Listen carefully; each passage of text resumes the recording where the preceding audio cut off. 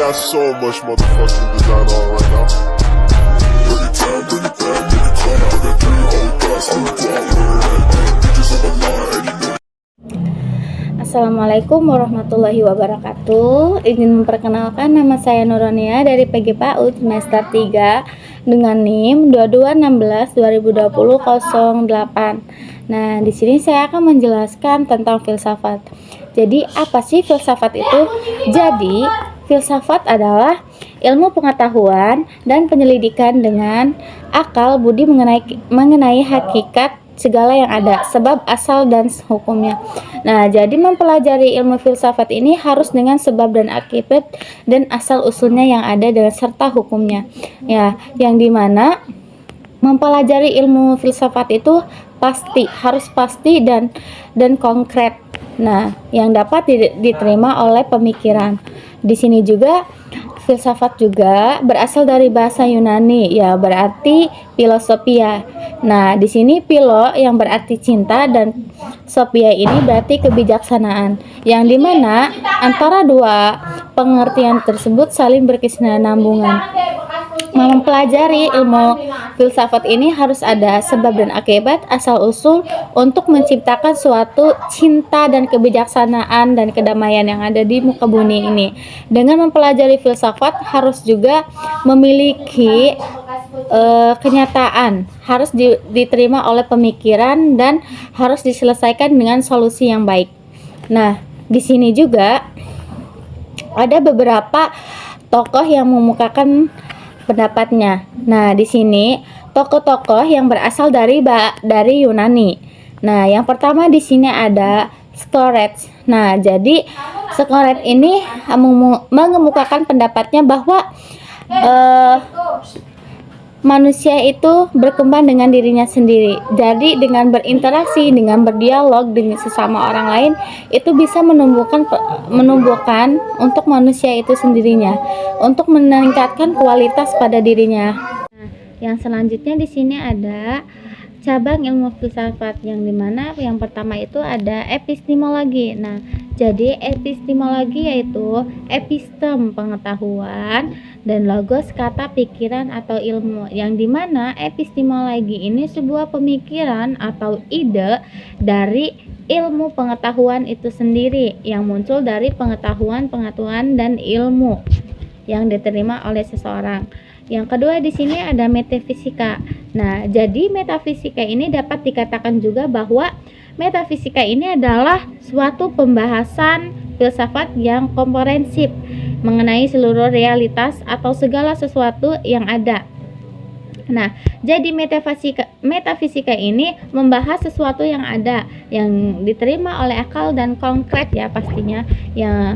Nah, jadi di metafisika ini juga terdapat ada beberapa yang dibagi menjadi dua, yaitu metafisika umum atau ontologi, yaitu mengenai sesuatu yang ada secara menyeluruh, dan pembahasan biasanya dilakukan dengan membedakan dan memisahkan eksistensi yang sesungguhnya dari penampilan atas eksistensinya. Nah, yang dimana metafisika umum itu memisahkan, jadi dia membedakan eksistensi yang sesungguhnya dan penampilan atas eksistensinya itu sendiri. Yang kedua di sini ada metafisika khusus, yang dimana metafisika khusus ini dibagi menjadi beberapa. Nah, yang pertama itu ada kosmologi, yakni kosmologi ini membahas mengenai dunia atau alam dengan ketertiban yang paling fundamental dari seluruh realitas. Nah, jadi kosmologi ini tuh mengenai ketertiban atau suatu hukum yang ada dalam lingkungan itu sendiri. Nah, yang selanjutnya yaitu teologi metafisik, yakni pembahasan mengenai kepercayaan agama, biasanya membahas mengenai eksistensi dari Tuhan, yang dimana seseorang terkadang menanyakan suatu keberadaan Tuhan, dia diciptakan dari siapa, entah untuk apa gitu. Yang selanjutnya itu filsafat antropologi. Nah, di sini juga kan masih membahas tentang metafisika. Nah, jadi metafisika ini kan terbagi menjadi dua, yang umum dan khusus. Nah, yang khususnya ini terbagi menjadi 3 lagi. Nah, di sini itu filsafat antropologi ini ya, yakni membahas mengenai apa hakikat dari manusia dan bagaimana hubungan alam dengan sesamanya. Nah, bagaimana manusia itu diciptakan dan untuk apa diciptakan dan bagaimana penerapan yang akan diciptakan oleh suatu manusia itu tersebut.